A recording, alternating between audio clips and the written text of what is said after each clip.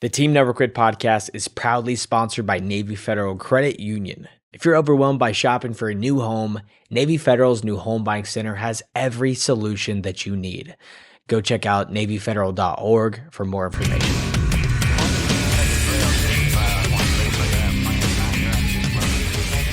Ladies and gentlemen, welcome back to another episode of the Team Never Quit podcast. As always, thank you guys for listening and watching, and please don't forget to hit that like and subscribe button if you like to see the show. So, let's get kicked off with our weekly Patreon question, and this week we have, what was your favorite subject growing up? I hated school so much. I really did. Like, looking back, I wish I would have paid more attention to history because now I love history. But in school, I didn't appreciate it at all. I was a horrible student all the way around. It's good to know. I was. You have kids now. Yeah. Can't wait to see how they turn out. Didn't you homeschool Cincinnati for a little bit? I did, and that's why I don't anymore, because I am also a horrible teacher. No, I didn't think so. You talking about during quarantine? Yeah. I thought you did great. Thank you. I love you. I'm not so going to let you do that much. to yourself. Yeah. No way. I love you. I tried, but Hey, they made it back and went back into school and they're successful. Yeah. So good job. Yeah. I guess I'm just not the teacher type, which I really wanted to be because I come from a family of teachers, but don't have it in me. It's not my thing. I'm not a good student or teacher. Does PE count? It should. Okay. Yeah, It should. Okay. I had a great time in PE. It was man. great. Freaking great. I could man. crush that presidential fitness test, the Yeah, sit and reach. what's up? They still have that anymore? Or is that a taken it 1900s out. thing? Yeah. I know. They've taken it out. That's a 1900s thing. They don't have that anymore, man. Real subject math.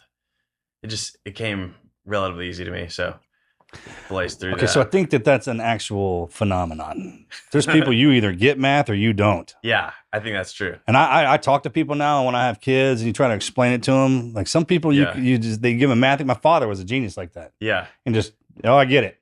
Yeah. And then there's some people, bro, that don't. Yeah. And when I mean don't get it, I mean don't. Yeah. They just cannot see it for some reason. Yeah.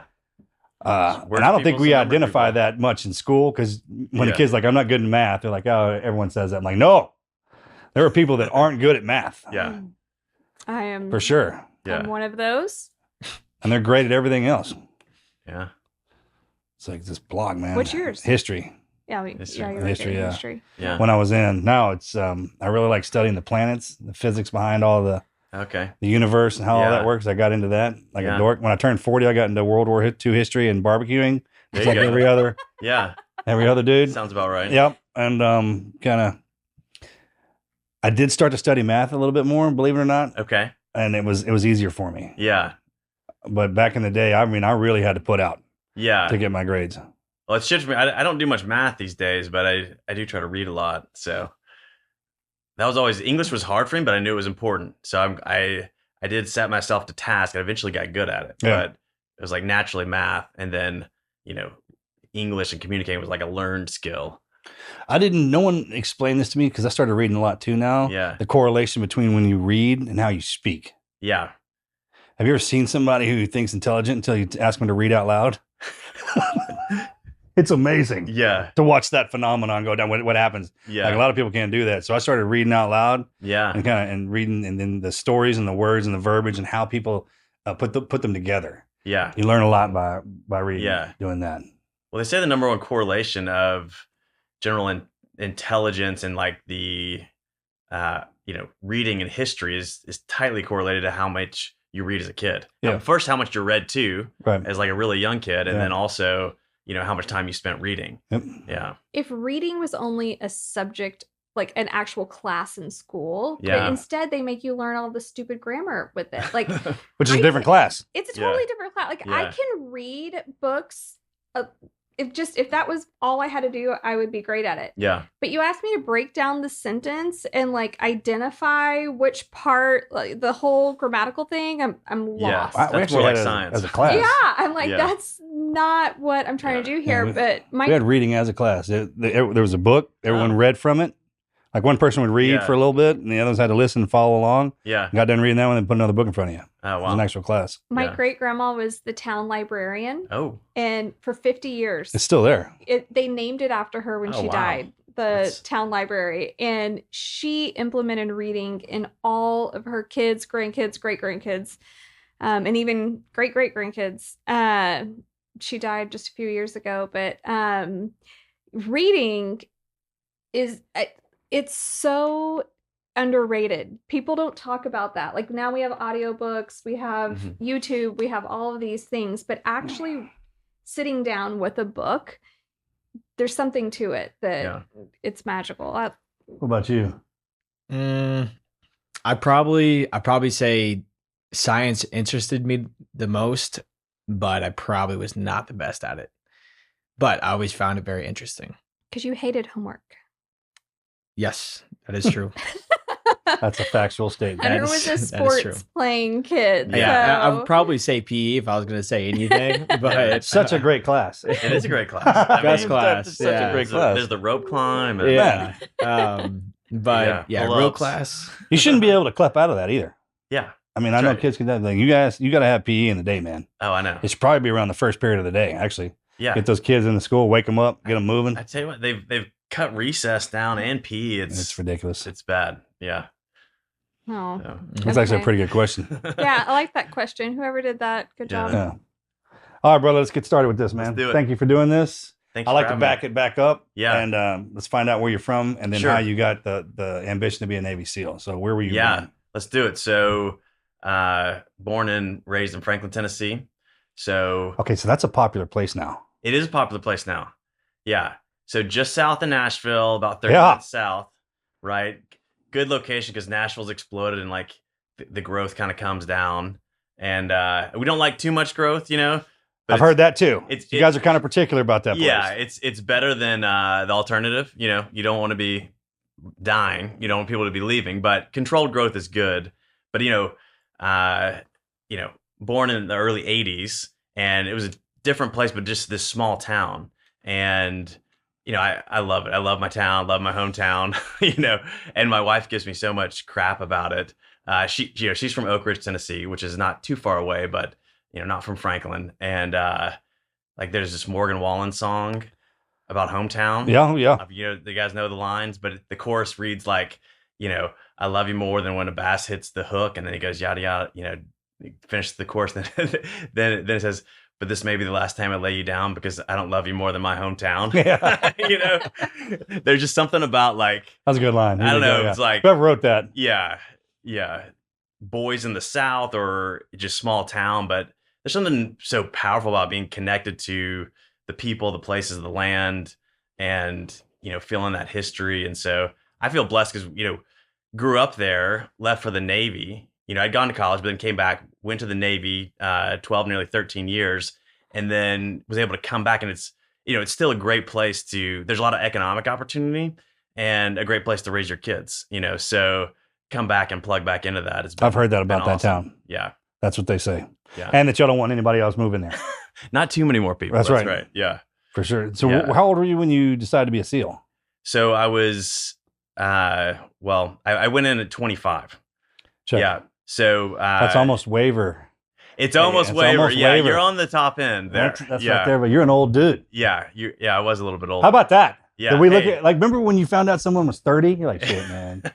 You gonna be all right? I know. People don't realize when you're going through buds, you think, 25 is young. It's like, well, the difference between 18 and 25 on the recovery time frame is huge. It's massively different. Yeah. That 25 is a big one. It is. When you get to that number, something changes in your body. Yeah. Because those 18-year-olds running around in buds. Yeah. just. I feel like they're. Man, man. It's unbelievable. Crushing it. Yeah. Crushing it. How old were you when you were through? Like rubber. 22. I was out of college. 22. 22. Yeah. I turned 23 while we were there. Yeah. What's that? An 18-year-old is like made of rubber. They just bounce back real quick and they're like. They don't care. You don't have a damn care in the world. Yeah. Somebody was talking about this the other day. The reason why the military recruits us at 18 is because when you get to 25, you've had some experience. You'll start to negotiate stuff. You'll be like, hey, this is stupid. Yeah, that's right. When we're 18, we don't do that. Yeah, that's They're right. like, go run through that wall. Yeah. Roger that. Get out of the way. Yeah. You know what I'm talking about? Yeah. 25 is the age you start to, like, Yeah. why don't I kind of just open the door? No, I want you to run through it. 18-year-olds will do that for sure. Yeah. What made you want to go in though? Yeah. So that started really, the seeds are planted, in my youth, so, going back to that history. So my great-great-grandfather was the first lawman killed in the line of duty in our county. So Milton Harvey Stevens, 1919. So he's 76 years old. He's the sheriff, rounds up 2 horse thieves. They overpower him, take his gun, shoot him. He dies out on the road in Wilson Pike in our community. So that's like the first, level of service that I know of in our family. And then, both my grandparents served in World War II. My dad was drafted in Vietnam, but really didn't see a lot of action. But I heard those stories growing up, right? And just sort of started to plant something in me. But the real, thing that got me in. So my grandfather, he was a total badass, was an incredible football player, big dude, kind of like you. And he owned the filling station in our town and the Dotson's restaurant. It's like right on First Street. If you know Franklin, it's like you cross the Harpeth River and that's where it is. And everyone in town knew him. I'd drive around his pickup truck and be like, "Hey, cuz, how you doing?" I'm like, I don't know. I'm like, a kid. I'm like, everybody knows my grandpa and they think he's the best. They are. Grandpas are the best, man. Yeah. Shout out to all y'all. Yeah. Every grandpa. Every grandfather. Yeah. And so he fought in North Africa, but he was a terrible communicator. I really know almost nothing about what he did over there. Just didn't talk about it. And that was a lot of that generation. They didn't talk about it. Yeah. I had to deal with the same thing. Yeah. And so, but here's where one of his close friends, who he went to high school with, this is at Franklin High School. His close friend is a man named James Cannon Gentry. And we call him Coach Gentry. And this guy's a legend in our community. So he coached and taught at high schools in our county for over 60 years. Was a part of 10 state championship football teams. And what he did in the summer is he had a big farm, 400-acre farm out on Highway 96 off of Franklin. And he ran a camp for kids. So when he's off not teaching or coaching, he's running this camp. And so my grandfather's is friends with Coach Gentry. They played football together at Franklin High School. Coach Gentry's the quarterback. My grandpa is the tight end, and they hook up on passes all the time. They both went to war, but separate units, right? So, but through the relationship with of my grandfather's relationship with Coach Gentry, I started going to this camp, and he was this incredible storyteller. So he would tell us all these stories, one about growing up in Franklin, but 2 about going off to war and what that was like. And so through that's really where it became, clear to me just what a special place America was. Yeah. How important freedom was. That, if it wasn't for, us stepping up in World War II, that, evil would have proliferated so much around the world. And so, those are the things that really planted deep seeds in me. And then they started to grow later. But,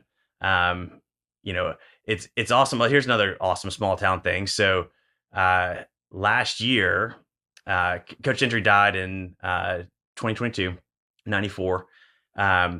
Last year, my town dedicated a statue to him. Oh, cool. And it's super cool. It's right on basically like Main and Fifth Avenue, and he overlooks the memorial, like the Veterans War Memorial. Oh, cool. And what's awesome about his story? So he, he's a private first class, fights in the Battle of the Bulge. Oh, wow. Yeah, they basically walk across, in his words, France, right? Walk across France into Germany for days. He's falling. That's what them suckers. They walked across that whole place. They walked. Falling asleep while walking, kind of situation. Yeah. And then, one day he came upon. He said, "There's this horrible smell.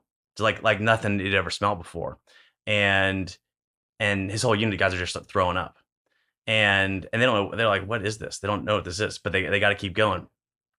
and they go a little further, and there's boxcars with bodies falling out of it. Yeah, rotten flesh. Yeah, has its own unique smell. Yeah, so this was the first where they're experiencing a concentration camp, and goes a little further, and they see he comes into a camp, and he's 17, 18, and he's like, "Who are these people?" And someone is new. He's like, "Hey, these are Jews," and what he said he saw there was just basically skeletons of people, and you could just see their eyes and their souls, but just what he calls it just human evil, how these people have been treated and persecuted, and so his unit liberated Dachau, which was the original concentration camp when the Nazis started taking over in like 1933, and they started segregating the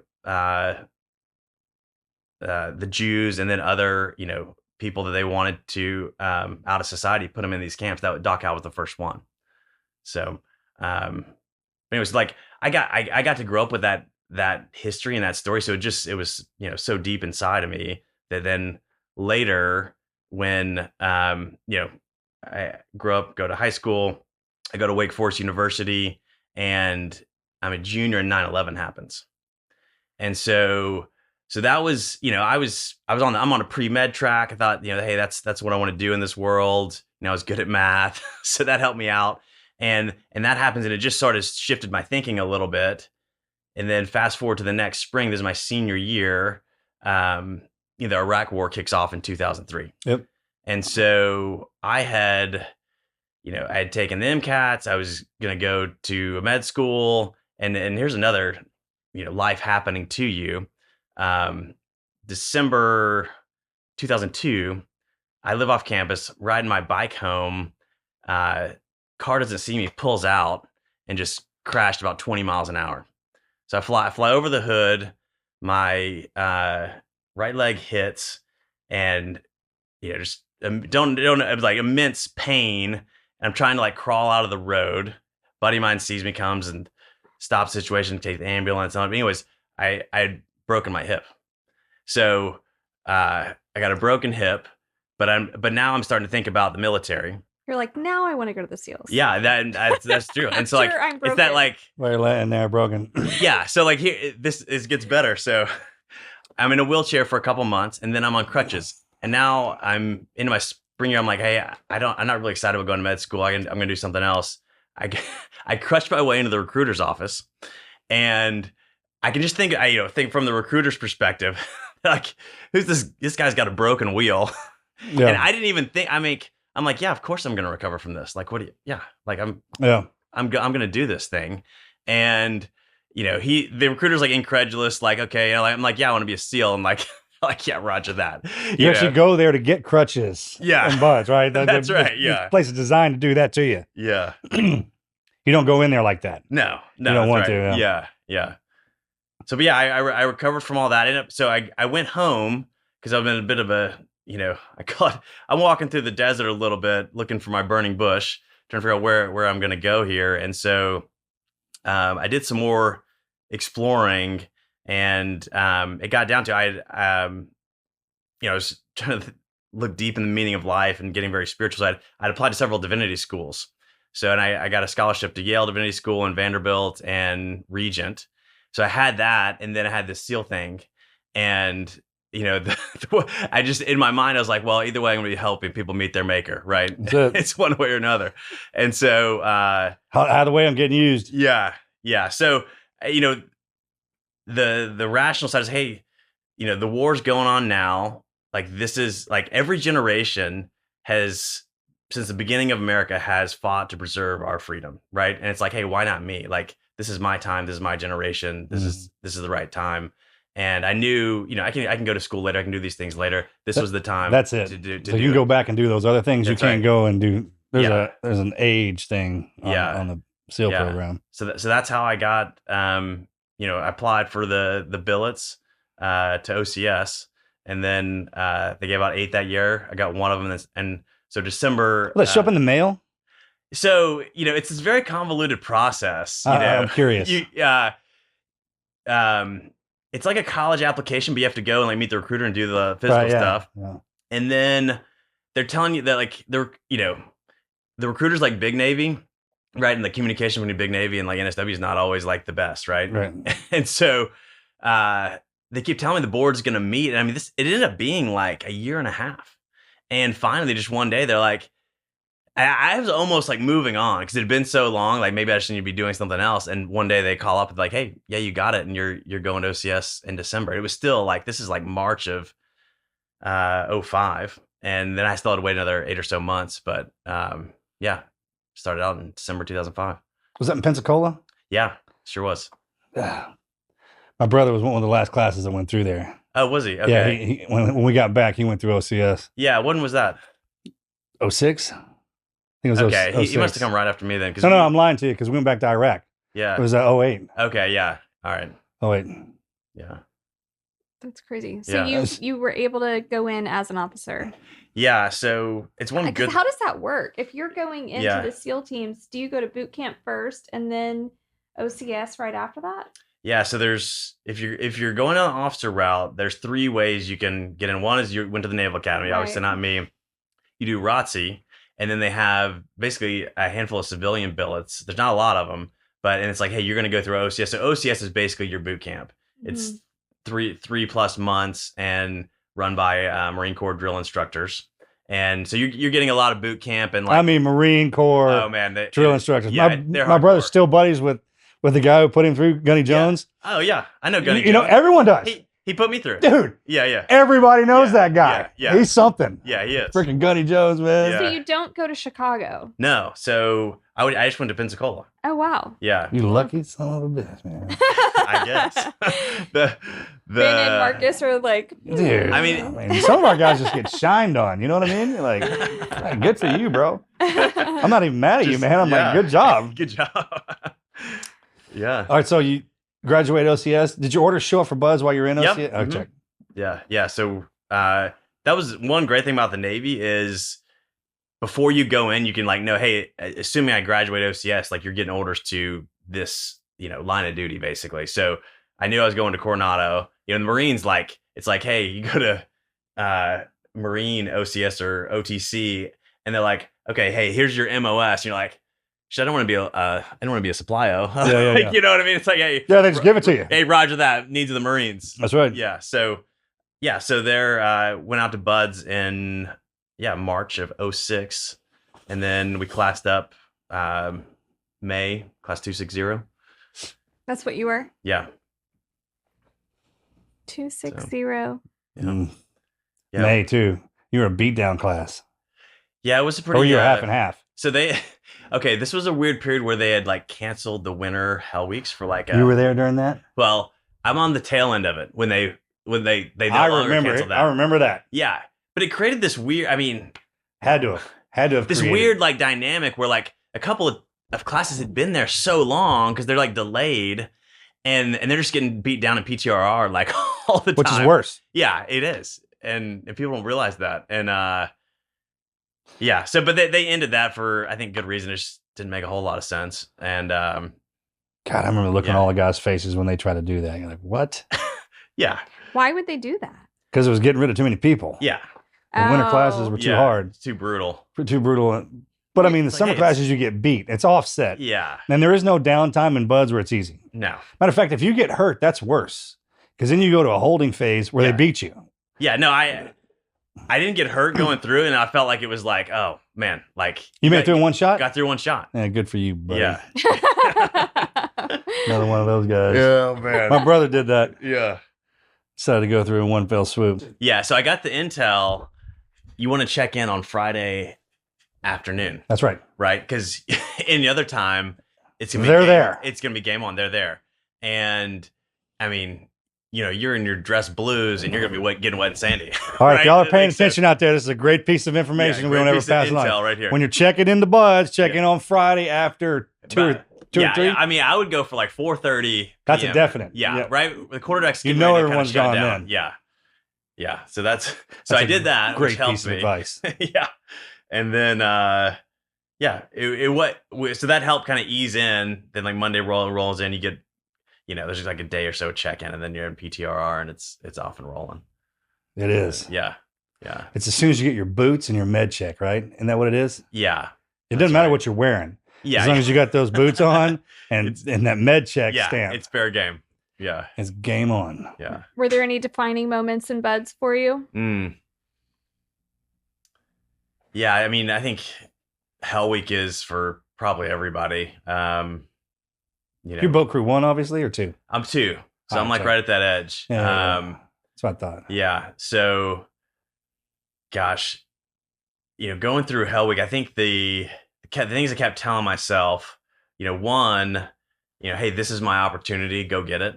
Like, this is it. Like, you're living it right now. It's not some future time. Make the most of this. And the other thing was, every time we're hitting the surf, like particularly like around Wednesday, where you're completely chafed, like, raw open wounds, and you're hitting salt water. I would tell myself every time I did it, I'd say I can do this 1,000 more times, and I never let the number count below 1,000. And that was in my mind. That way I just set it out there so far that like it was never going to be an end. Like, I'm just going to keep going until we're done with this. So that's a good one. Yeah, it was good. There's some fun moments, in the Hell Week, and like you have this weird. So like people don't realize like it's not like you're going through the first like day and a half or so, and like you can put out pretty hard, and then you're going to start going in these waves, right? The waves are going to start. Some weird stuff starts happening. Yeah, but you'll have some peaks that like you're like come out of nowhere. Like you haven't slept, you haven't re-energized, but it's like something. It's unbelievable. It's unbelievable. I guess it's the only thing I can equate if you took a drug. Yeah, because there's this crazy clarity and energy that. Yeah, I remember that. Yeah, we don't ever talk about that. Yeah, I know. So we don't ever talk about that, but that definitely happens. It's like a reserve battery you have in your body that does not even activate. Yeah, till you've kicked the shit out of everything else. That's right. Are they slipping y'all something that you don't know? No, no, because we'll die. Guys will die from that. You can't believe what they. It's a complete breakdown of your mind, body, and spirit in the first part of BUD/S, and then Hell Week's kind of the culmination of that hammer. Yeah. And I'm totally kidding. What I think the thing you don't realize is just the intensity that keeps going. You're like, oh well, like you're getting worn down. How like intense can you keep going? The reality, it turns out you can go at like 80+% for about 5 days. 5 days. Yeah, and come to find out, and then they're having you do things like remember the racing around that building with the boats on your head. Boats on your head around the chow hall. That little what is that? The well, whatever that building, the air conditioner. Was. Yeah, whatever's in that building. Yeah. That little race that you got to do around that. So you're bro. A lot of guys' strategy is, hey, I'm making it meal to meal, right? I'm making it meal to meal. No, you get to that meal, and you're not getting in there until they're basically done with you sprinting. I mean, you're sprinting, and you got the boat on you. You're like, how am I sprinting right now? But you are. You are. And you still got the fear of God in you. Yeah, from them. Yeah, you're scared. And you get it done. So I remember the crew that lost that. They made them sit in the parking lot on their butts with the boat on their head. Yeah. Eating out of an MRE bag. Yeah. And then they'd have to lean back and do a sit-up. So you can't use your hands, right? And you got this boat on your head that weighs about, 250 pounds, I think? Yeah. So you imagine doing a sit-up, and as you roll your head back, it rolls onto your face. Oh, gosh. And then to sit up, you have to sit up. So you're rolling the boat back over your face onto the top. You can only do 1 or 2. Oh, my God. And the instructors are kind of like helping you on the guideline just a little bit. And then guys are bleeding. Dude, Adam Brown had this huge streak where everything had been rubbed off. I just remember seeing that, and I was like, oh God. I was boat crew 1, so it's pretty good. Yeah, boat crew 1. It does help to be 1 or 2. Whoa. Yeah. Is Smurf crew the worst? They get their ass. Oh man, yeah. When it comes to that kind of stuff, it's terrible. Yeah, it's freaking terrible. Imagine, you're both running, the legs are shorter, and then when you're paddling, you just don't have as much leverage. So they don't reach as far as we can. It's just it's a physics thing, man. Not as much man. And man, some of it. Yeah. Yeah, I mean, there's just not enough man in there, I guess. Gosh. Bro, so they made one of them carry a car tire. This one kid had a coffee can duct taped to his head, so he would be even with the other guys in the boat. Oh my gosh. So he had the boat on the coffee can on his head. What? They kicked the crap out of Smurf crew, man. If a guy comes through, if you know a SEAL and he said he was in the Smurf crew, tough son of a bitch, man. Yeah. I will never forget. Do you know Mikey Sowers? Yes, I know of him, yeah. Shout out Mikey Sowers. We love him. He's one of our closest friends. Yeah. The first time I ever met him, he was so genuinely nice and happy and just had this huge smile on his face. And when I met Marcus, a lot of the guys were still in. Mikey was still in. And they were just like super mean looking, very intimidating. All the guys were just like, looked like they wanted to kill you. But Mikey was the opposite. Yeah. And he was just so freaking happy, genuinely happy. And I asked Marcus, I said, so is he like a real SEAL? Did he actually do combat? Yeah. And I'm not saying that because of his size. I'm saying that because he was just like full of joy. And Marcus said, don't ever underestimate the size of a man because he is one of the most straight up war fighting psychopath. Straight up. Don't let that jovial attitude. That's what he wants. Yeah. They do it on purpose. To bring you in. And I mean, other than the boat pieces, and they're big, like the smaller guys are crushing things because it's power to weight, right? So much of Bud's is, and so like the push-ups, the pull-ups, the sit-ups, like great advantage there, and then like O-course, like blowing through those things. I mean, when you have excess mass there, it's actually a disadvantage. Yeah, that's right. Yeah, definitely. Everybody has a cross to bear. Yeah, exactly. And Buzz finds it. It's like it was designed for that. Yeah, let's do whatever we can to these jokers to find their breaking point, and then we'll put our thumb on it. Yep. And then watch them break in front of each other. That's right. And that's how you form us. Because the guys who don't, you get to look like, okay, he ain't going nowhere. No, I'm not either. Yeah. So how does an officer work? When you're graduating buds, where do you go? Like, what's after that? Yeah, so the pipeline gets a slightly different. So I graduated buds 260. We all went to jump school together. And then I went to, they call it JOTC, Junior Officer Training. So this is... It's 2 weeks, right? No, it was 3 or 4 months. 4. Oh, yeah. Okay, check. It was a little bit long. They'd expanded that. And teach you how to be an officer? What's that? Teach you how to be an officer? Well, yeah. How to be a platoon commander. Yeah. And so we start SEAL qualification training 1 class later. So the enlisted guys go through their SQT 260 and they graduate. And then we're just like 3 months basically delayed on the next SQT class. So, and then when you graduate there, you get assigned to a platoon. I wonder why they do that to us, is to separate us, right? It's to separate us from our officers. Because I became real close with mine. I still am to this very day. Yeah. I think that there's a reason why, especially for jump school. Can you imagine if they turned us loose, all of us together? Well, we were together for jump school. But like I've heard. Yeah. Oh, they separated us, man. Yeah, did they? Yeah. Hell yeah. Yeah. We got along famously. Yeah. And you know what happens when we go to jump school? Everybody starts to test those boundaries. That's right. Yeah, test those boundaries. Yeah. Hey, man, it's a good time. I forgot how much fun that was. This is an indirect story, but I remember some guys just saying they're giving the Army guys some crap at jump school, and like one of the Army guys goes up to one of the officers and the SEALs, and they're like, "Hey, your guy did that," and the guy was like chilling at the time, like resting, and his teacher goes, "Yeah, they do that." Like, just didn't give it any sort of credence. Like, boys will be boys. Yeah, that's gonna happen. Because that was the best part about having the different officers with us, because they had a little bit of, when we were at jump school, they didn't know what to do with us. And we would, we're notorious for going back and forth with the instructors. Yeah. Sergeant Airbornes. Right. But they can give it back too. Yeah. They give it real good, actually. Yeah. So that was the best part. One thing, by the time we went through, they moved all the jump training. So I think we were the first class. We did all in San Diego. So we didn't get to go through Airborne. That's right. Yeah. So, and it was nice. That started with y'all? Yeah. It was, and yeah. All right. Well, then. Because it was in Arizona before, right? Well, it's different. That's free fall. Oh, I'm sorry. It was where was it? It was in Benning. Fort Benning, Georgia. Okay. Yeah. 2 weeks, bro. Yeah. So what team did you get assigned to? So I went to SEAL Team 5. Okay. Awesome. Yeah. Greatest. Boom. Yeah. Right there. Yeah. So I rolled in to one troop as you were rolling out. Yeah. Yeah. It was, there's like these little things that happen that like end up having a huge impact on your career. So originally I told them, I was like, hey, I think I want to go East Coast. I thought I'll be a little bit closer to family. And then I just had like, you know what? I won't be that much closer. And I actually kind of like, I want to expand this California experience. So I was like, hey, can I go West Coast? And like, yeah, like you're going to miss all the pro dev, but you can jump right into the, ULT with SEAL Team 5. I was like, oh, that's great. So like I rolled right in, there was no it's actually a good place to be. It was. And so like I rolled right in, and like a couple weeks later, we're like at Shaw's with the troop, and it was a great place to start. But that sort of helped jumpstart, accelerate. Like I was just a little bit ahead of everybody, where everyone was, and so that gave me more opportunities later.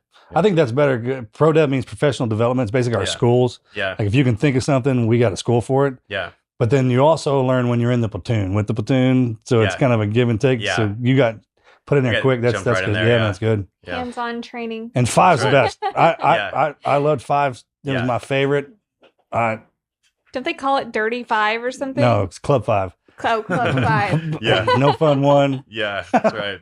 Bud's Team 2. I mean, we got a name for every team. Yeah. 4-4. Yeah. All of it. Yeah. And we were the. So you went into 5 in 07. That's exactly right. Yeah. This is August of 07. I checked in. So this is literally right. That's when I checked out. You're checking out. Yeah.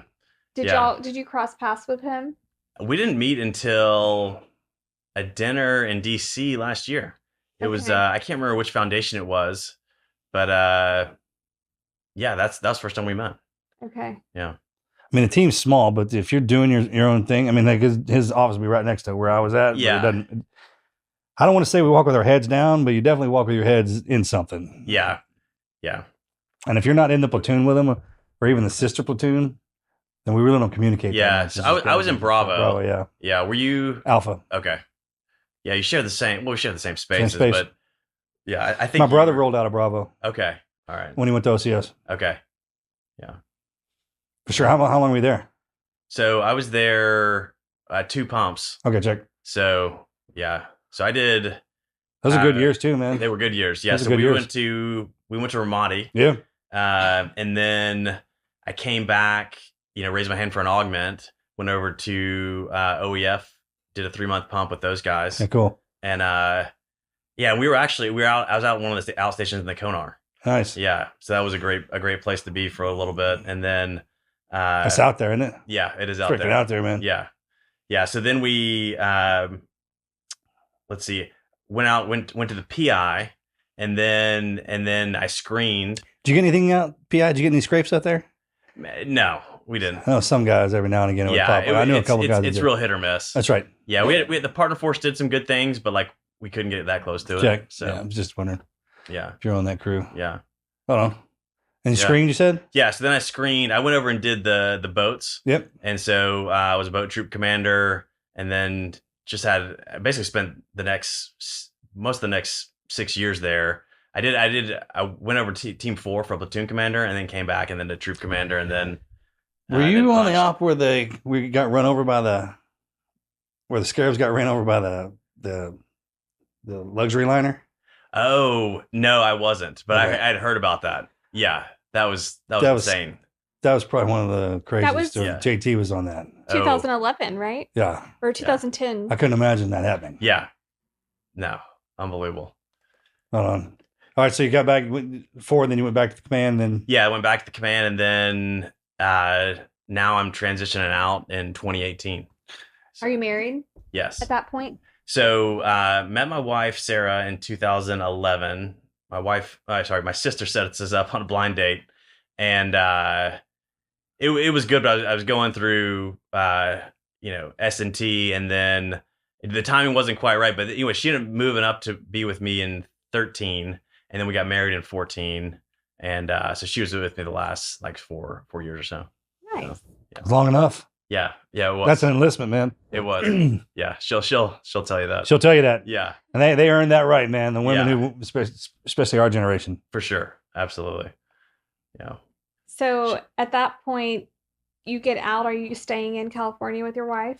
So I'd been on the East Coast now. So 11 is when I switched to Coast. Okay, sorry. And then I get out, and we transition. So we came back to Franklin, Tennessee.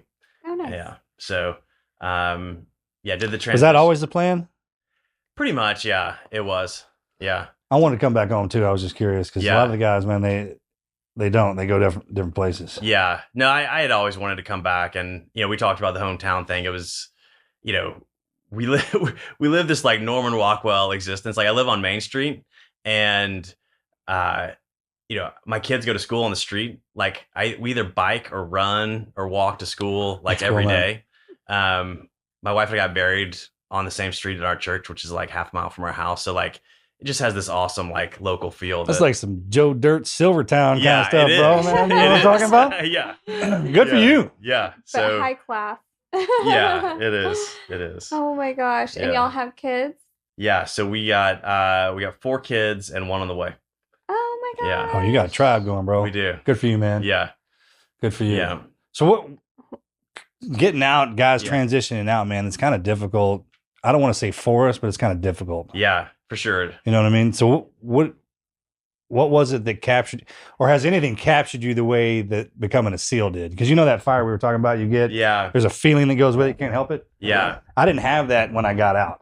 Yeah. No, that's right. Like I was looking around for it, and I didn't even know that's what it was. Yeah. And I was like, hey, there's never been anything that captured me like the SEAL teams did when I knew that's what I was supposed to do. Yeah. Like all my focus is on it. Yeah. And I think a lot of guys search for that when they get out. And some guys find it, some guys don't. Yeah.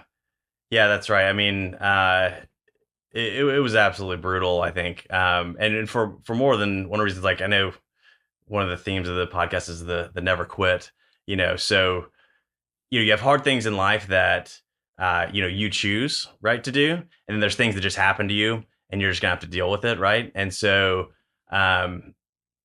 you know, I always encourage people, always choose the hard, because like, hey, you know, even if you fail, like you're gonna learn a ton, and like that's if you fail, it means you maximized your growth, right? You got as far as you could get. Yeah. And if you succeed, good. Like do the next hard thing, right? But and then there's this other class of like, hey, things are gonna hit you in life that you have like almost no control over, and you're gonna want to have those experiences that you built up doing the things you chose to be hard, so you can survive those moments. Right. Usually don't have anything to do with you. That's exactly right. It has something to do with somebody around you. Yeah. Something you love. Exactly. That's what sucks. Yeah. Especially when we're helpless. That's right. Yeah. I've had that feeling happen to me. Yeah. Yes. And I didn't, dude. Yeah. Yeah. It's terrible. And no matter how many of our buddies and teammates we call, can't do nothing. Yeah. That's exactly right. All the power we got, we don't have the power. There's some things we don't have the power to control. That's right. Yeah. Yeah. We, so I, you know, March 1st, 2018, I'm leaving the command, right? We're say goodbye to everybody the way team guys do, right? Yeah. And it was this amazing feeling, right? And get home and Sarah goes into labor. So oh wow, just go ahead and get into it right there. Yeah. Yeah. So over one thing and start the other one. Yeah, that's right. So and we were, it went so unfortunately this story ends in tragedy, but we go to Norfolk, I take her, and my wife's a nurse practitioner. She's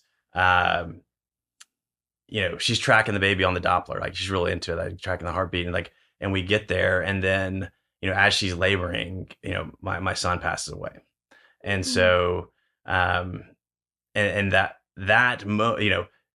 but through all this stuff with buds, training, deployments, and I'm grateful for those things because they all sort of prepared me for this thing that happened in life, which I had zero control over. Yeah. That absolutely rocked us. And having to deal with that, and then leaving our son in the we held him, we loved on him, but eventually we had to leave him there, and that's something parents should never have to do. Ever. To bury your kid. kid. Yeah, bury a kid. And but my never quit. I mean, dealing with the trauma for that there's the intensity of the moment, and then it comes back again and again in different waves, and like having to battle through that for it takes years to get through that Sure. sort of thing.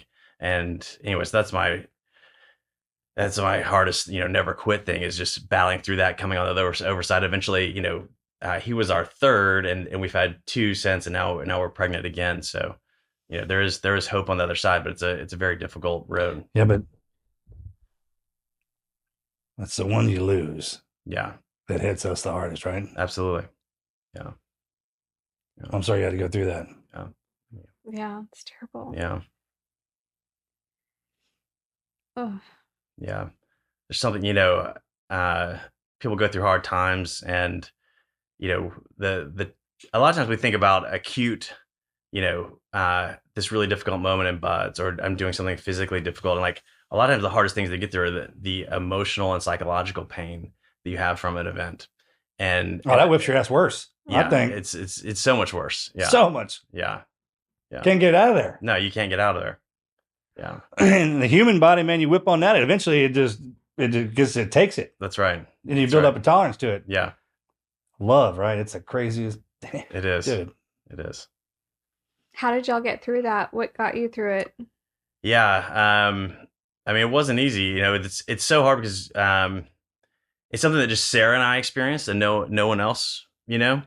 And so the problem is the truth is you're both drowning. Yeah. And you're drowning at different phases and you're trying not to kill each other in that drowning. Drag each other down. But yeah. And so, and that's one of the huge challenges you got to get through. Like what I found for me is, you know, you're going to be suffering. Like there's suffering to be dealt with and that loss, and you've got to get through it, and assigning meaning to that suffering is the way to do it. You know, Viktor Frankl's book, Man's Search for Meaning, you know, and he writes about horrific suffering from like concentration camps and things like that. And he's like, the thing that like separates when people can basically survive that sort of thing or not is like, hey, can they assign it meaning? Like, I'm not suffering for nothing. I'm suffering for something. Sure. And so I assigned that to my kids, and I was like, hey, I've got to live for them, and we got to keep going through them. And that's what we're going to do. And so that was a huge piece of it. The other thing is just grounding myself in a foundation that allows you to kind of keep moving forward and, you know, in my faith. And, you know, I mentioned my kids, and also just, you know, exercising, you know, that's always been my therapy, you know, is being able to exercise by myself, feel alive, and like, you know, connect yourself with the moment. And like, and those things, you know, were things I fell back on to get through that. It's such a hard thing to overcome. What for other people that, I mean, we even know another couple that's gone through just that, happened. like very recently. Yeah. What advice do you give to support your wife? Like, how did you help her? Yeah. I think, one thing you have to learn how to do, and team guys are terrible at this, like holding space for other people and like sitting in that pain. Like I just wanted to get through it and move on and get like hyper productive. That was like a way to deal with it. And it was really difficult for me to be able to like sit in pain. And there's not a lot of people just on the planet who can do it. Like therapists, God bless them, they can do this. They do this all day. But you know, slowing yourself down enough and recognizing, hey, like, you know, the platitudes don't help, right? The like, it'll be better, like those things don't help. Like you're going to have to ride through this and like have discipline and strength of like emotion to sit through that with them and be willing to go to those really deep, dark places is what you've got to do. And it's extremely hard to do.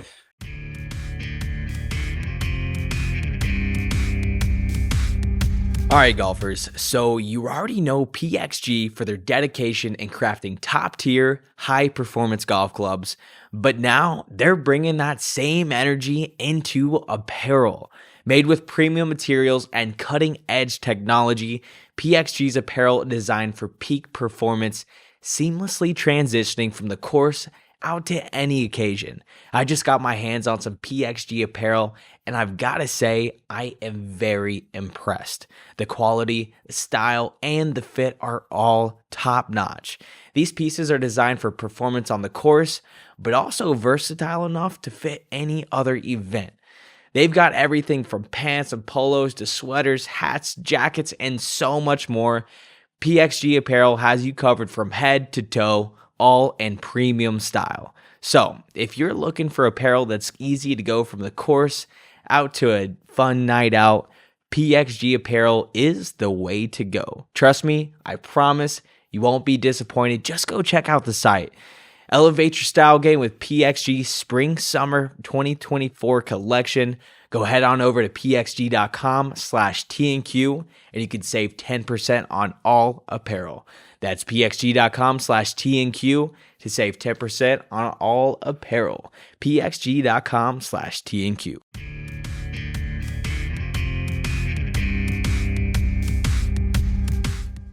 Yeah, a lot of times it's just go through with them, not talk them through it. Exactly. That's what. Just be there. I never heard it said like that. What you just said, but yeah, because by human design, you want to. Yeah. You want to help. Hey, you know. Exactly. That's exactly right. And then we all been there, or you've been in a moment where you're like, I know you do. Yeah. Just sit there. And a lot of times, they just want to get some stuff off their chest. Yeah, that's right. Be that sounding board. Yeah. I mean, and be a whipping boy if you want. I mean, it depends on how close you are with them. Yeah. Yeah, a lot of it too. So, as you're going through this pain, one thing is like, if you can change your perspective on it to, and this is hard to do, but recognizing that like God gives us that pain to keep us close to that person so that we don't forget them. And actually, I got a quote if you want me, I'll read it. Yeah. So this is from Dietrich Bonhoeffer. So he's a theologian in Germany when the Nazis are in control. Basically fought to said, hey, the church shouldn't be making these compromises for the Nazis. And then he actually tried to assassinate Hitler. It was part of that effort. But he's an incredible theologian. And here's what he says about it. He says, nothing can make up for the absence of someone whom we love, and it would be wrong to try to find a substitute.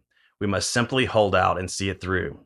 That sounds very hard at first, but at the same time, it is a great consolation, for the gap, as long as it remains unfilled, preserves the bond between us.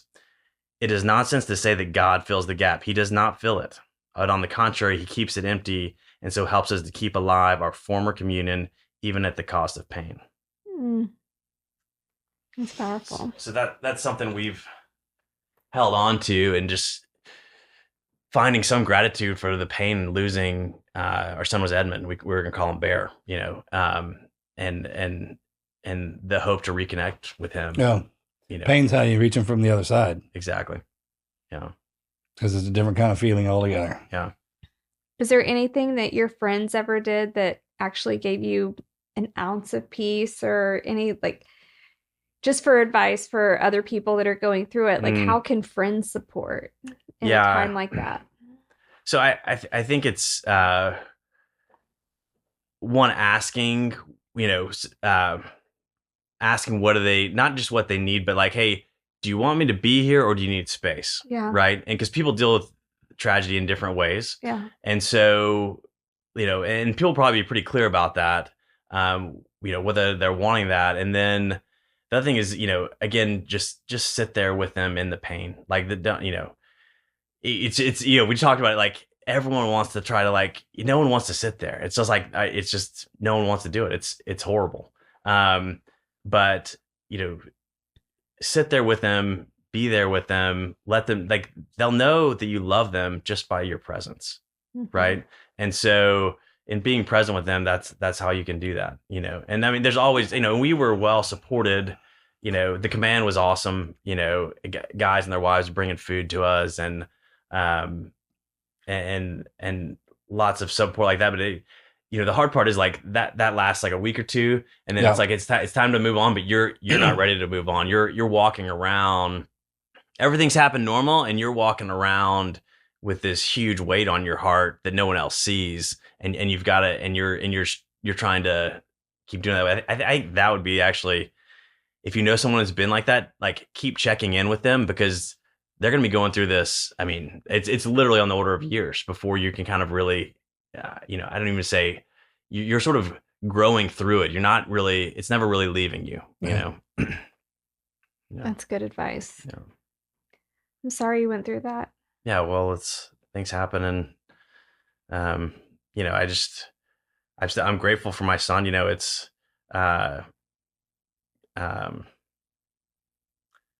It's interesting.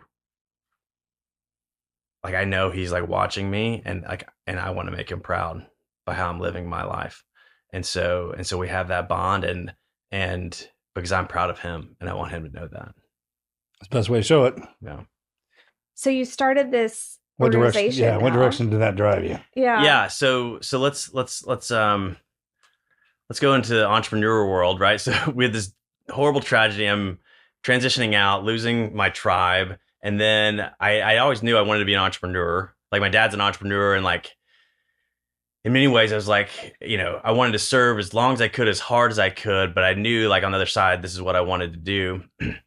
And so my, you know, the whole time we're in like the early 2000s, tech is booming. It's like, hey, there's so much opportunity there. And there was a little bit of FOMO, like, hey, all these things are happening. You know, I didn't learn a whole lot about those things while in the Navy, but I need to kind of catch up. And so I was like, hey, I want to get in tech and I kind of want to do my own thing. And so that led me to a former family friend had gone out solo on this cloud computing business. And I knew very little bit about it, but I'm like, hey, I'm going to dive in on the deep end. I'm going to learn as fast as I can, as hard as I can in this, and spent about 5 years doing that. Build up. It's a DevOps enablement company. Basically, we help software developers with on-demand test environments. It improves their development velocity. Basically, like takes away a roadblock from their process. And so, a roadblock that they put in there, or is it just no? It's a roadblock in the way the infrastructure, cloud infrastructure works, and how they test their code. Because we're still learning all that, right? Yeah. So that was, those 5 or so years was basically my baptism by fire into the tech world. I didn't know how to build software. I didn't know how any of that worked. Didn't know how a startup worked, but learned through a lot of failure and a lot of growth in that. And so this, let's get to where I am today. So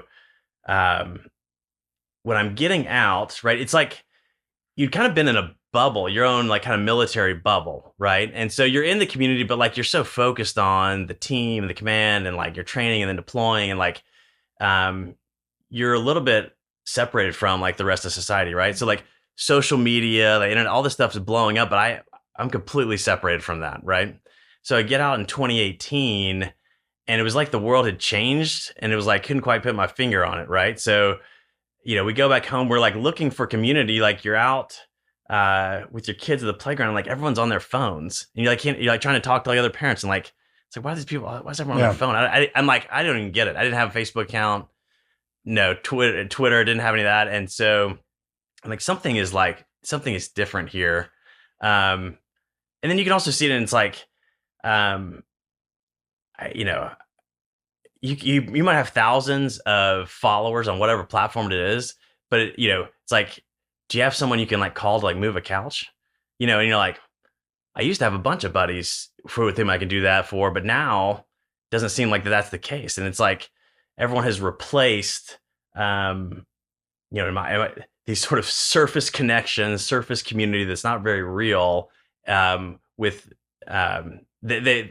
that's taken over a lot of our world, as opposed to what we used to have. And so that was some awareness I had, and then I'm building this other tech company, and then so in that scenario, Tim, who's our founder and CEO, comes to me, and he's a great visionary, been in the AI space 20 plus years, and with this concept of using AI for good, and using AI to protect kids on the internet.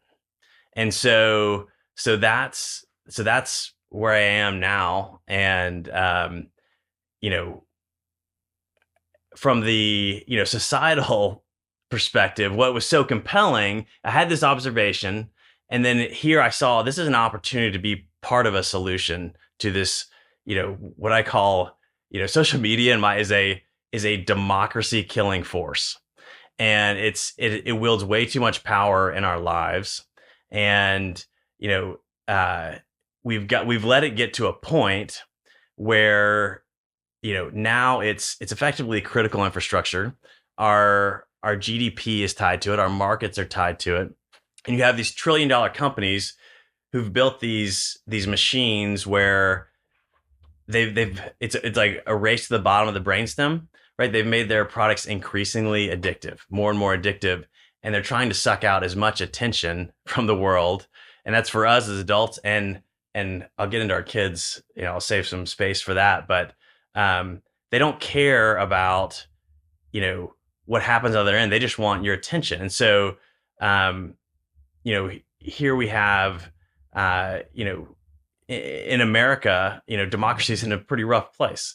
People question elections. People don't trust politicians, don't trust each other, right? And if you look at what I think the core root of that is, our primary means of communication now is it's designed for outrage. It's designed to maximize attention, and they're selling that attention to advertisers on the other side, and they really don't care. Saving democracy is not their agenda. Our mental health and well-being is not their agenda. They want to suck up as much attention as they can, and they don't like the humans are the means to the end. It should never be that way. Like, we've been productized, right? We're the product of these companies. They sell us to the advertisers because they've got us locked into their platforms, and it should never be that way. Technology should be a tool to help us fulfill the dreams of our lives, right? To live meaningful and impactful lives, and it's totally inverted right now. And so, anyways, we've got to make a change to that, and that's how I got into Angel, and that's we're trying to do that with children. How do you do that? Yeah, so here's the thing. So over the past decade, we're in this AI revolution right now, and most of us are recognizing that for like the last. So ChatGPT, which took off huge late 2022. These huge tech companies have had AI working for them for a decade plus. Okay, and so you've had the best minds in tech. You've had they have psychologists on their teams who can basically help them figure out, hey, how do I hack the human brainstem to maximize dopamine, and then they've had algorithms that feed us things that keep us hooked into the platforms.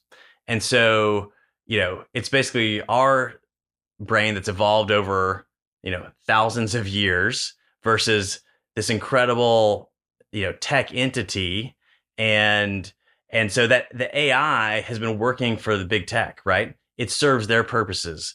It serves us up as products to advertisers, right? This is the big machine, and we're all, frankly, we're all getting played by it to some level or another. I am a victim. I freaking love Instagram ads. Yeah. Yeah. I am me and my sisters are victims of Instagram ads. Yeah. For sure. That's it's right. like the modern day middle of the night. You know what they call Instagram? It's like taking an Instagram of a drug. As soon as you, and what it also does, it also feeds off of every one of your emotions. So one thing, you'll be watching something about sexy, it'll be sex something. Yeah. So it'll activate that in your body, which is stitched in there. Yeah. Then you throw it up, there'll be some great food. That's right. And then the next one will be sporting events. So it's constantly activating all. Where in reality, you would normally have to go get into something to activate that. Yeah, that's right. So it's. Yeah, it's right there. It's right there all the time. Hunter and I were talking about, so the iPhone it's at the iPhone 15. Yeah. So 16. Basically humans are 15 years old. Everyone on the net is acting like they're 15. So what do 15-year-olds do? They talk shit about each other. Yeah. Like sex, drugs, that's right. and rock and roll. Yeah. Period. I mean, that's we're kind of growing up with this whole thing. But it feeds you what you give it, because like for mine, sure, I don't get any of that stuff. Yeah, you automatically tell them what your addiction is by spending a little bit of time on there. That's right. And then we were talking to as well as, remember we were in school, the nerds, the ones who invented all this? Yeah. What's the one thing they didn't have when we were in high school? Friends. What's the one thing they invented? A place where they could get friends. Yeah. So now we all it's like this is their era. Yeah. Of our smart. We had the athletes in the 80s and 90s, the badasses, remember? Yeah. And now this 20 years, we're dealing with our tech guys and our academics. That's right. They wanted friends. So how'd they do that? Now we're all in here, and now you're seeing what happens when we all get together. Yeah. My favorite part is when they say something automatically happened. We don't know how that happened. Yeah. That either ought to terrify the living daylights out of you, or you're lying. Yeah, that's exactly right. Yeah. There's no other way around that, because you have to program that thing. And if not, that means it's teaching itself. And heaven help us if you give that thing legs. Mm-hmm. Yeah. No, that's exactly right. I mean, I much of it is beyond they don't even know anymore, right? Like it's like, which is the worst part about our super geniuses. Yeah. Because once have you ever seen a movie? Once they invent something that gets smarter than us and it takes over, they're not going to fight. They're going to back up, just like that's what happens. That's the mental strength, man. They get that, and if something physically steps up, then we got a problem. Yeah. Right? That's why there's physical beings here. That's right. Yeah. And it's like that movie Weird Science. Oh, I hope to God that's what they invent. Her. When they create, as opposed to something else. You know what I mean? Yeah. I won't have a problem with her. That's but yeah.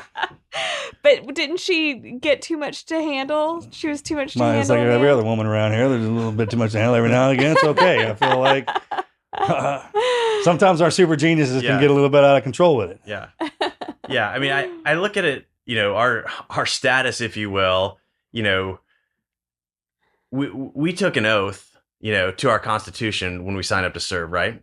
And there's a key part of that of, we will protect the Constitution against enemies, both domestic and foreign, right? And so let's just break it down. America, the greatest country of all times, of all people, this idea, obviously we want it to keep going. Look at the sacrifices we've made. We want it to keep going, but here we have this democracy killing force. And so there's two sides of it. So, social media is a massively destabilizing influence on democracy. It's like, hey, what are the conditions you want?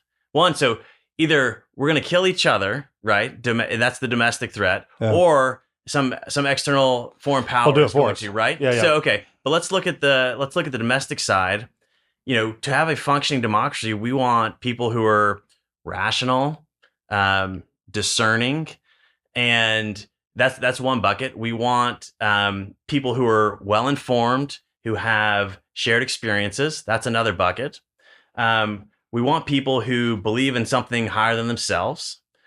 And we also need a space for robust dialogue, right? These are like the tenets of like, hey, if I want to have a thriving democracy, these are the things I have. Social media works against every single one of those. I saw there's a great analogy that I heard was, you can put black ants and red ants in the same. Oh, I love that one. Same environment, right? Same environment. They're fine. Crawl all over each other. They're good. Someone shakes their environment a little bit, they start killing each other. So what does that say about us too, as a species, and everything down here is designed to identify color? Yeah. And if something goes wrong, everyone's automatically it's almost like this little hidden thing that's strapped to us that we don't talk about, right? But is a real thing. That's why I think we should have civics in our schools too. Like, hey, this is how you talk to people. That's right. Yeah. Like we have a common knowledge and a common way we speak with each other. Yeah. Because we can get real Western. Yeah. Hell, we're going that way. Yeah. Yeah. That's kind of what this thing is doing to us, man, is it's showing us where the edges are. Yeah. Americans like to do that. Yeah. Like you give us something to play with, man, we're going to try to abuse it. Yeah, that's right. And then we'll try and get good with it. And then we'll try to find the middle. Yeah. Yeah. So you know where the boundaries are. Yeah. No, it's, even if it hurts us. Yeah, that's right. I mean, you want people to be, rational and discerning, but I mean, look at social media. It's like, hey, it's training us to be reactive, to be outraged all the time, to not be disturbed, to take little sound bites as if they were facts, right? So it's killing us that way. And then you go into, we want people to be well informed and have shared experiences. Okay, well informed. I mean, let's COVID was a hot button too. Let's talk about that. So on Facebook, you can be in a rabbit hole where COVID was made up or from China 5G networks are spreading it, or it doesn't exist at all, and there's all kinds of information in between, and like you can kind of just go whatever rabbit hole you want, but how are we going to be well informed when the ecosystem is so fractured? If you don't know what the facts are, not the truth. Everyone's truth. I mean, what the facts are. That's how not they your hit interpretation. What are the facts? Let's get to the facts. I mean, in our belief in our system. That's right. I know that genuinely you wouldn't do anything to hurt me. That's right. I have to believe that. Yeah. Yeah. And if they're showing us ways that that's not happening, hey, humans take that down quick. Yeah. I mean, real fast. What we got here is that trust. Yeah, that's right. We have to have that, man. Yeah, we do. So, and then the shared experience piece, everyone's getting a different feed. Like, I don't know what your feed is, or your feed, or Hunter's feed. So how are you going to have shared experiences? You've got to have that to create commonality so you can move forward in ways that are beneficial to everyone. In that world? So different. I mean, it's its own world, right? Yeah, it's a kingdom. World. So the phone's a portal. Yeah, that's and right. you can open up a portal. Yeah. I was FaceTiming with 4 different guys the other day. Yeah. And they were in different parts of the country. That's right. And some people were out of the country. I was like, look at that portal. Yeah. Not only can I talk to them, I can see them. Yeah. And you're right, man. I was like, hey, who are you getting your information from? Yeah, that's right. And with this online, is there any way to fix that? Yeah. I mean, how the hell would we even fix that? Yeah. Yeah. I don't know. Yeah. It's I mean, that's powerful, man. It is powerful. It's you know, the other piece is you want people to be committed to their country, right? In the way that we served. It can't just be the people going to service. It's like, hey, there's this huge social contract that we're all a part of. And like, hey, whether you like it or not, like if you want this incredible thing called America to persist, you've got to be part of the solution. And you've got to want something higher than yourself. But social media drives, I mean, it's rooted in narcissism, right? That's what it's about. It's like that's where it was initiated. Well, I think the main issue is that a lot of people don't believe in anything higher than themselves. And that's like number one issue that's going on in this world. And then if you ask somebody like, hey, why are you doing this? Like, because I'm the best person for it. Yeah. Like, who said that? You or did we say that? You know what I mean? It's kind of. I think that's the biggest topic that's not discussed. Or if it is discussed, it's like cancel that person because of whatever. Yeah. But the fact that people don't have any moral compass anymore. Right. I guess because you can't feel it online. Yeah, it's crazy. Yeah, that's right. Like I don't know. That's definitely one we're gonna have to deal with, though. It's deep. I mean, because think about that. If that thing starts a fight between us and me and somebody else, and we're fighting each other after the fight's over, that thing's still there. Yeah. Well, here's the reality as far as big tech is concerned. They're they want everything to be just stable enough that it doesn't totally implode and bring them down too. Sure. Yeah, right. Of course. Just stable enough. Otherwise, because they want people hooked into right the on machine. That edge. They want it right on the edge because that's what maximizes profit. I mean, it's how long can they hold that? Yeah, that's the question. Because how long are you going to be able to hold that? Yeah, you got us there. Yeah, they definitely got us in there. Yeah. What are you going to do now? Oh, because here's the deal, man. We know who did it. Yeah. Like we know y'all. Yeah. You wanted to be famous. That's right. So we know who you are now. Yeah. That's the same way with people in the media. Man, we know who y'all are. You don't think this is going to come around on you? Yeah. I mean, when we've done pissed off at each other and we're trying to figure out who's doing this to us. That's right. And we've already fought each other thinking it was that person, but it wasn't. And then we'll make it to you. Yeah. No, you want to talk about something when you piss Americans off like that, like when you suckered us and then hurt us. Yeah. Well, I mean, more people need to wake up to the fact that, hey, it's like we're all getting played and the house always wins. Like, you know what I mean? Like, and I'm going to give it, it's like 30 seconds of, there's value in getting information, organizing, shopping, people find love online. There's some really useful things that are tied into this mess, but it shouldn't be like massively destructive so that we can get these useful things. It doesn't have to be designed that way. Technology, like a gun, it's a tool, and that tool can be used for good or for bad. And the way it's set up now, it's being utilized to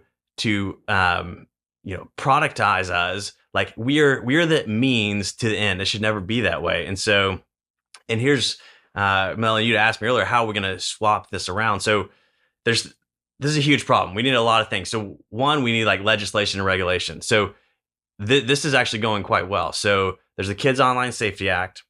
I was recently passed the Senate. So this is like a huge good news democracy story. 91 votes in the Senate, 30 something co-sponsors.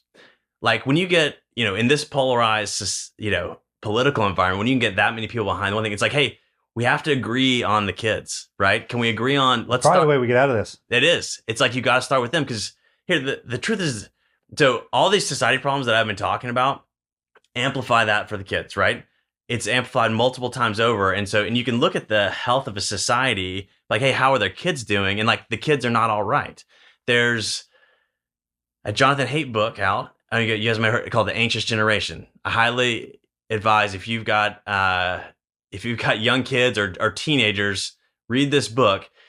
He goes into great detail, really giving everyone the language and the studies that we all like sense is true about how much damage this has done. But I mean, he outlines how, in the evolution of technology. So we got the smartphone, first iPhone's like 2007. We get the forward-facing camera in like 2010. Instagram goes mobile in 2012. If you look at, this is government data of like how kids are doing. depression, anxiety, and self-harm all skyrocket from 2012, and they've continued to go up. And that is directly correlated to we've given, kids have access to this online virtual world all the time that it's terrible for their mental health, right?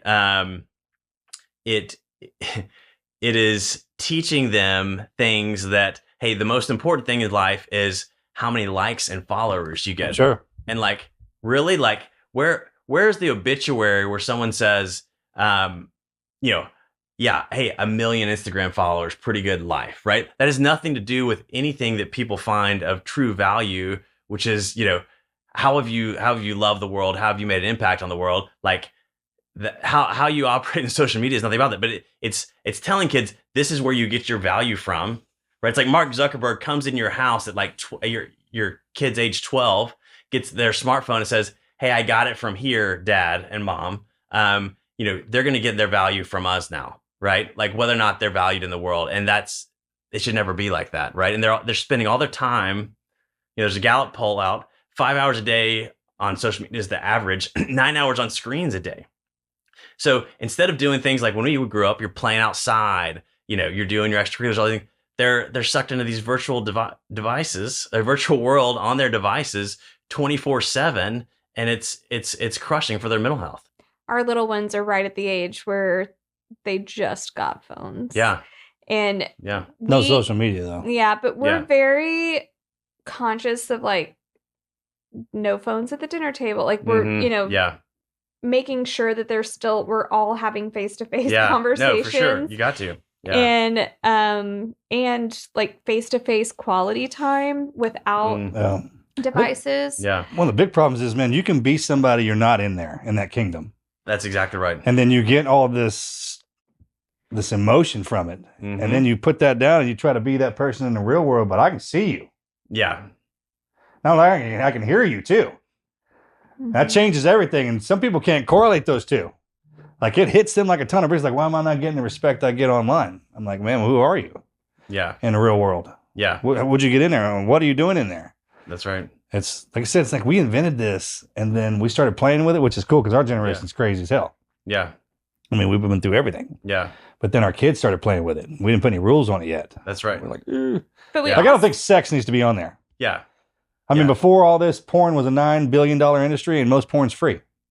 So think about that. I mean, I'm sure it has a lot to do with it. You can get everything you can on there, but I mean, should be some things that we keep in private. Yeah.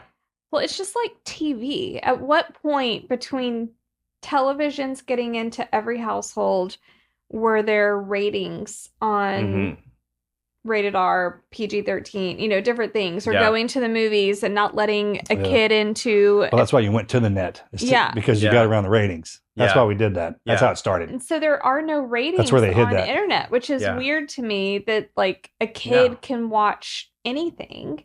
Yeah. And... It's good. I mean, there's... These companies, they don't want to be regulated. They don't do anything that might, touch their bottom line, right? And so... They're going to regret that. Yeah, they are. It's coming back around. I mean, we're seeing they're going to regret societal change. It's all. I mean, so there's we've seen the Surgeon General put out a warning spring of 2023. It's basically like, hey, your kid's spending 3 or more hours on social media, they're 50% more likely to be depressed. Like everyone needs to take note of this. Then it came out just recently and said, hey, there should be a warning label like on cigarettes, right? Because this is TV is one thing. This is a feed that is using AI, this incredible power force to maximize dopamine. That's the interaction that's happening, like when you're picking up that phone, right? They've created a doctor that's right. So it goes after your kids. Exactly. So how is that different than nicotine? It's not, right? I mean, it's an addictive thing. Probably worse. It's worse. It really is. And so, what I really fear is like my kids. My oldest is 9, so we're not quite in the phone age yet. But it's like I don't want them to have their brain, as their brain is developing, to be wired to, I need this thing, right? Like I've got to be connected to this thing like at all the time. Man, we were talking about this the other day. So remember when you had ringtones? Oh yeah. I'm like, okay, so when that thing rings, it automatically signals to you, I need you to come touch me, pick me up. Yeah. What ringtone did you assign to that? Yeah. And if you're somewhere else, like if it was a motorcycle and you all of a sudden you hear a motorcycle driving by, are you reaching for your phone? Yeah. Yeah. I mean, it is teaching you to do that. That's what that totally is. That's how humans learn. And these are, we call these nudges, right? Yeah, and these big tech companies are masters of the nudge. Get a little email. Oh, someone liked this, whatever. And like, it's some human interaction. Like we're drawn to that. They know that. It's like, hey, it's going to get you back onto, get you back onto the platform. Well, you got to hand it to them. Yeah. So what are you doing with the Angel AI? Yeah. So right now it's in this AI revolution, like all the key tech, it's being relitigated as to who the winners are going to be. Right. So AI is going to be a new interface for just about everything. And so, the browser, search, like all these things are changing, and there's this huge race for it. So we're going to even need the tech guys anymore once AI comes online? Or are they putting themselves out of work? They're going to put all themselves out of work? I think we're going to need them for a long time. That's what they said about most things. Yeah, that's true. Yeah.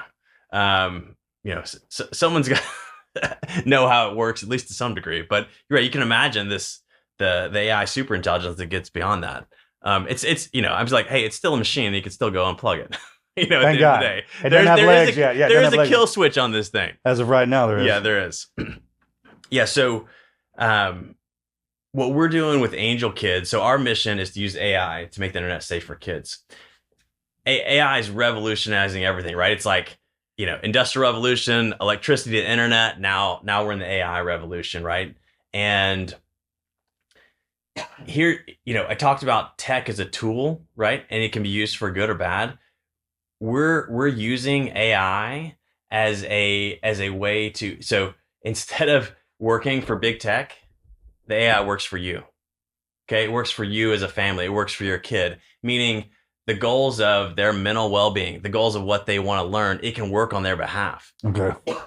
So it's flipping the script. So what happens if it runs into an AI that's trying to teach our kids something that we don't want them to teach? Will those two AIs battle? Kind of, but hey, it's like, imagine having this really powerful, so it's like extending parenting online. Right. You have your AI and you're like, hey, I want my kid to see these things. I don't want him to see these things. Right. So it just blocks it. So, but then another AI platform comes in and is trying to sell or nudge our kids. Yes. So what happens when those two forces meet? Hey, you just they don't get to play. It's like, hey, if the good AI does not if it doesn't meet their standards, you don't get in. Right? Okay. How about, but as well as I do, humans figure out a way to word something to get in. That they can say the same thing 1,000 different ways before you open that door. Yeah. Even though the meaning's still the same. Mm. We do that. Yeah.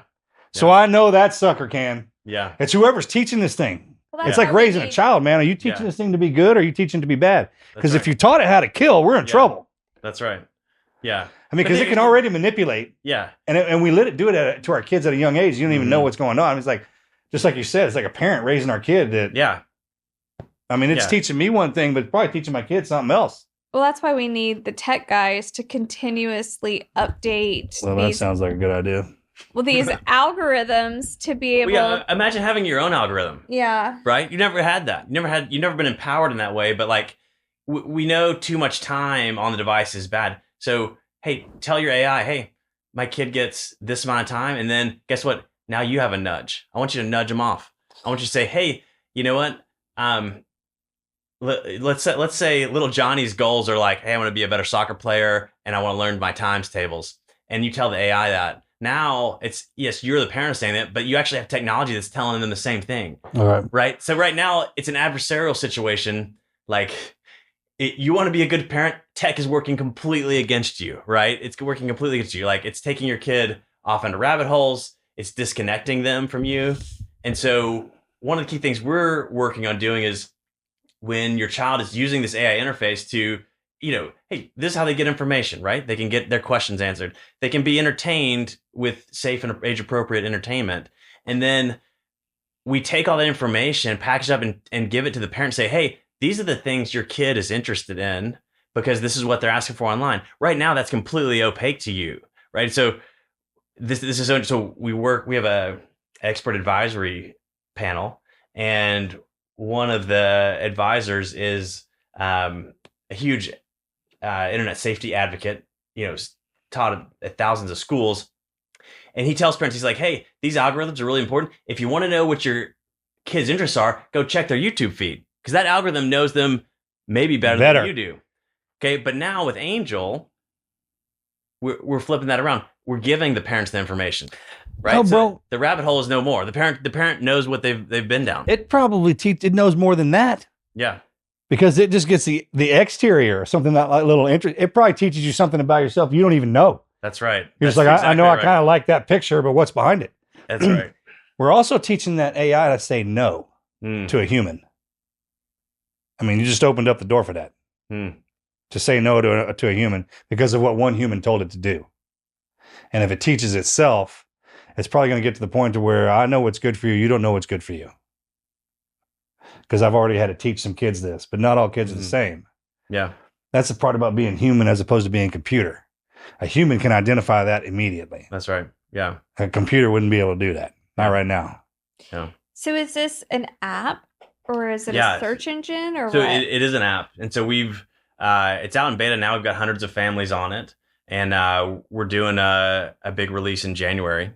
And so, check it out. It's Angel Kids AI. And you can join our wait list. And so it's an iPhone app. You download it, and kids can use natural language to talk to it and say, "Hey, how do turtles breathe underwater?" And it comes back. It basically reads the internet and gives them the information, and they don't have to go to right. They're in a sandbox and they can't get out of the sandbox. Right. Yeah. So they're using Angel AI as their search engine. That's exactly right. It's a browser. It's their portal. Good. Yeah. Their portal. Check. Yeah. So if you got somebody, you got a guardian in there watching the portal. That's exactly right. Or an angel. That's probably what. So now you've got tech on your side. Yeah. Like our little ones. If we do it like that, that's the way it should be done. But you know as well as I do, man. Yeah. Our daughter, I know because I look at her YouTube, what she's looking at, and it's always like funny animal videos. Like she wants to watch, or that, what do they call it? ASMR. I think that's what they call it. It's basically sounds. Okay. Like fingernails tapping and then someone putting a cup on the table. Like it's a weird thing that kids are into now. It's called ASMR. Kids, they do. Yeah. Or she'll just watch like people making Play-Doh. It's just the weirdest. It is. Things I would have never in a million years thought that there was a category for this. But it's a big thing that kids are watching. And then our 13-year-old watches 90% of the things that he's looking up is fishing lures, how to catch the biggest bass, what do bass eat in their natural environment. Cars, stuff Dad wants to see. Like, it's all fishing. Yeah. So I don't even want to know what Hunter's says. I'm not going to go there. But stop looking at his. I'm not going to look at his. When Hunter's our oldest. But anyway, the little ones are still in a very sheltered, I guess, mindset. Yeah, that's right. Even though they're 12 and 13 now. It's crazy. We have all this tech and all this information, but we're digressing. We're just getting used to it then. It's got to be, right? Yeah. Yeah. For Americans, I know our will, man, we've just got to be getting used to it. Mm-hmm. I don't want to ever say we're getting beat down. No. I like to say we're getting used to it. Yeah. But yeah, I think we're at a point of societal change. I mean, there's absolutely. I mean, there's something's happening. It is. I mean, they've banned cell phones in schools, which it's crazy to me they didn't do that before, but that's happening in states like all across the country right now. And it's a great first step. And then the COSA legislation, that's going to be the crack in the dam that's going to allow, I mean, we've talked about this societal problem. It's like, hey, big tech has gotten to fly with this like free ride because we haven't gotten any legislation passed for like a couple decades to put this under control. And like, we've gotten it all wrong. We've completely let it get out of control. And they're not going to do it. No, they're not going to come out and be like, hey, we made something, kind of got away from it. They're waiting for us to actually do it. Yeah. They've like every major industry spends a certain amount of their revenue, usually a fairly significant amount on some sort of safety and regulation compliance. Think about the airline industry, the food industry, the banking industry. Meta makes $100 billion a year. they're doing like a 10 billion in profit, and they spend just a couple billion on safety. In the airline industry, and these things, it's 2 or 3 times that. And here's the deal. It's like, imagine like once a week an airliner goes down in America, and we're like, yeah, okay, we're good with that. It's 1 out of a couple thousand. Like, we wouldn't be good with that at all. But because it's tech, they've got under this magic umbrella of Section 230 of the law, where basically said they're not liable for what people put on their platform, and it's garbage. That can't persist anymore, because they've gotten a free ride while they've done all this damage and destruction. I mean, if you look at there's moms who are going to Congress, God bless them, and instead of saying, hey, my kid was lost because they got cyberbullied, they got massively depressed. Like, all these things happen, and like, we know social media was the major cause of that. Yeah, of course. And we saw Zuckerberg testify before Congress, because it was January or February, and give a half-assed apologies, like, I'm sorry if these things happened to you, but like, there's no way they could have saw that coming. It's like Mark and all them guys. I mean, when they were inventing that, dude, as well as I do, it was fun. Everyone was going through the numbers. Yeah, they were.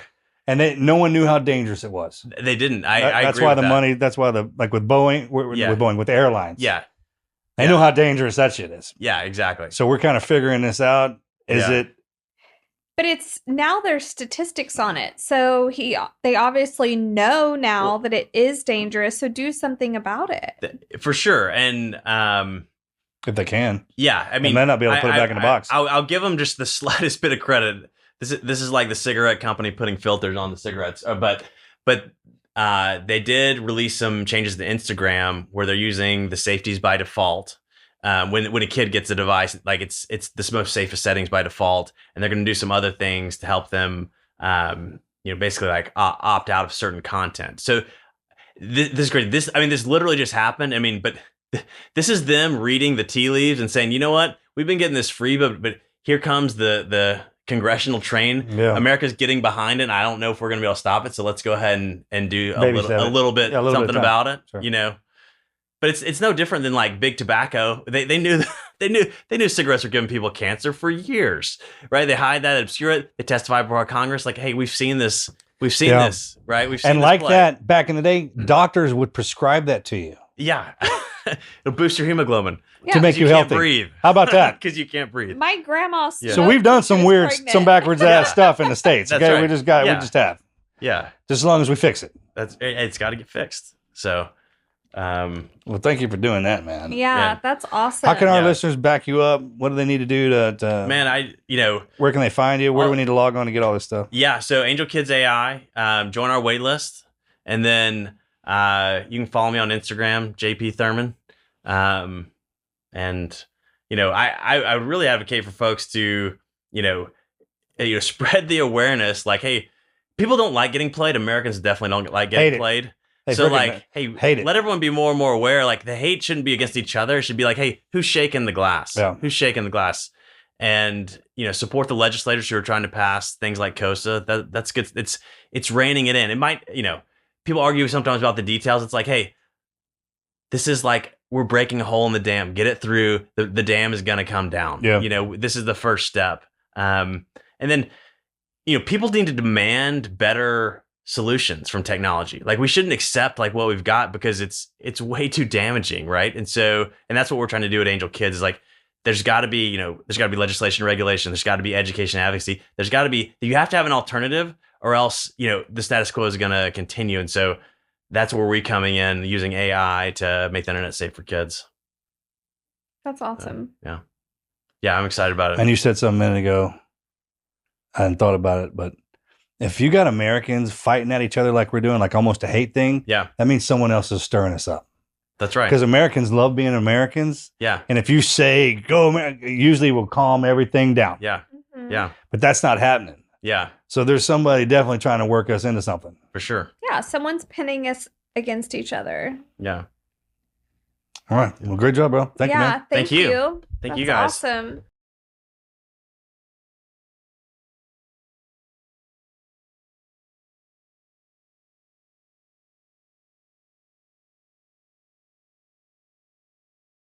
This is the Team Never Quit podcast.